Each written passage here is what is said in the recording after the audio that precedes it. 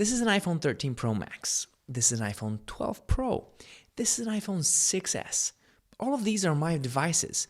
But why do I keep choosing iPhone over other devices year over year? I've been an iPhone user since the iPhone 3G. That's a long time. That's since 2008. What are my reasons? Well, that's what I'm going to answer in today's video, so stay tuned. What's up, Lollipop? My name is Joe, and in today's video, why do I use an iPhone?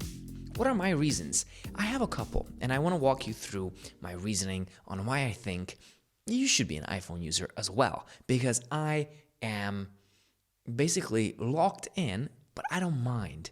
I choose to be locked into the Apple ecosystem, to the Apple iPhone world, because I think it's superior to the competition. There are competitors who are really close. You have the Googles, you have the Samsungs, you have the Huaweis, the Xiaomis, all absolutely fantastic products, and we need those to push the industry forward. But in terms of my reasoning, I have 5 topics with which I might be able to convince you to that iPhone is the way to go. Number 1 is comfort. Number 2 is quality. Number 3 is lifetime. Number 4 is ecosystem. And number 5 is customer support. These are the 5 main pillars of why I choose to be an iPhone user. When I'm talking about comfort, I'm not talking about the physical comfort of the iPhone devices.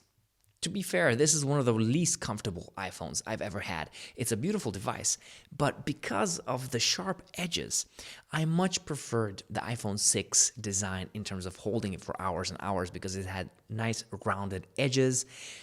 This doesn't. This really actually bothers my fingers, but that's not the point. I choose to ignore that because there are a lot of benefits to this. For one, it's beautiful, and I really like beautiful things. It's like a jewel in my hand. In terms of comfort, I'm talking about iCloud, iMessage, ease of use. These are things that I couldn't live without on another device anymore. I am locked into the iMessage ecosystem, and the iMessage ecosystem is actually a great place to be. I think iMessage is superior to other messaging applications. For one, it's prettier. I really like good design, and I think Apple spends a lot of time on designing their applications and giving it a really polished look. And I feel that iMessage is superior to Messenger, to WhatsApp, to all the other things out there. And I truly love the way it works effortlessly. You don't even have to think about it. It's comfortable. Also, the same situation with iCloud. I have all of my photos up there. I have all of my devices synced via iCloud. I don't have to think to save this to that device, to save this to the other device, to get my pictures on my Mac, on my Apple TV. No, everything works thanks to iCloud, and I think I couldn't live without it. One of the main reasons back in 2008 I chose the iPhone 3G, well, it was one of the newest and greatest devices there ever was, but it was super simple to use. If you looked at the competition, you looked at Android, you looked at anything, it was just a clunky mess. But the iPhone was a sophisticated machine that was intuitive, and a 2-year-old could use it. It was super simple, and it's super simple to this day. If you don't want to think on how to use a phone, use an iPhone, and you'll be good to go. And it's very important for me not to think on how I use the device, because I need to do stuff with that device. Let that be a MacBook, an iPad, an iPhone. If I want to do something, I don't want to figure out how to do it. I want to do it, because the more time I'm thinking on how I should do it, I'm wasting time. And I don't waste time with iPhones. And this is experience from 13 years.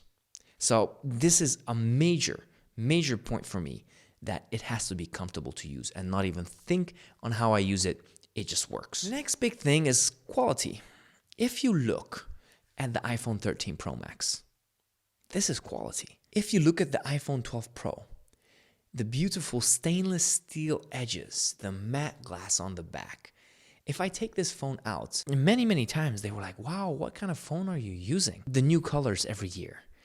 Time and sophistication has been put into these devices, and I truly believe that they're one of the most beautiful devices on earth. And I like it. I like pretty. I like to have pretty things.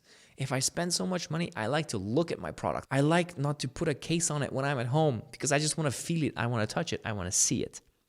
But also, quality in new functions. Apple is never the company who brings the latest and greatest tech into their phones immediately. No, they wait a couple of years until The competition tests it out, sees what sticks, and then in the background, Apple is working to truly get the gist of that function, to polish it in a way that it's meant to be used. And that's how they present it to us.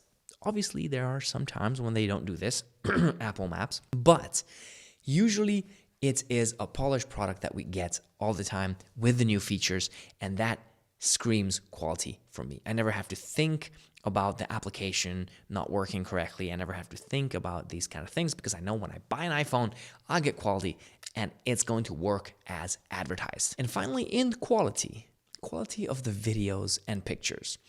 Very important for me. I use my iPhone as a B-roll sometimes on my other channel, but the main objective of your phone camera is to record your memories, to record your family, your friends, your moments in life. And I like to do that at the highest quality because I would put my hands together and to go back in time 15 years and give this phone to me over there like, hey kid, do your family videos with this. Record your memories with this. Take more pictures of your dad and you together. Take 4K videos together. Those memories are not going to come back. And I want my memories in spotless condition, in the best version possible. And iPhone's cameras are one of the best in the industry, especially if you look at it from a video perspective. Unbeatable. ProRes, cinematic mode, these are fun things, but truly astonishing how great our cell phone cameras have become, and it's quality. It's really good quality. The third thing is called lifetime, the lifetime value of your phone. I'm holding up this iPhone 6s because this was released in 2015. This is a 6-year-old phone. It's going to be 7 soon. And it's still supported with the latest iOS 15, getting security updates. A 6-year-old phone. How many competitors, how many Android devices can say that they were supported for 6 years? None. If I buy a product for $1,000 or euros or whatever, I'm going to be using this for a long, long time. And I want to get my money's worth. And with Apple products, you get your money's worth because you don't have to buy a new phone every 2 years just because they're not updating it anymore. No, Apple thinks about you. Also, lifetime of value. If you want to sell your phone, you want to update in 3 years, it's not going to drop as much as other phones in value. So you can sell it at a reasonably good price in a couple of years as well. You're not going to lose money with it. And this is a very important thing for me because I've learned when I buy an iPhone, I sell an iPhone, I don't lose so much. So I want to get the newest. I just have to put a little bit of money there and I have the newest. And I don't care. Number 4 is the big one, is the thing that probably everybody guessed. It's the ecosystem. It starts out slowly. For me, it was with the iPhone 3G. Then in 2010, I bought my first iPad. I had an iPhone, an iPad. iPad 1 and iPhone 4. Then I got the iPad 2. Then in 2016, I got an Apple Watch. In 2013, I had my MacBook. Then in 2016, I had my Apple Watch, and boom, 2017, AirPods, boom. I am in the ecosystem. Also, I forgot about my Apple TV. But this goes back to comfort.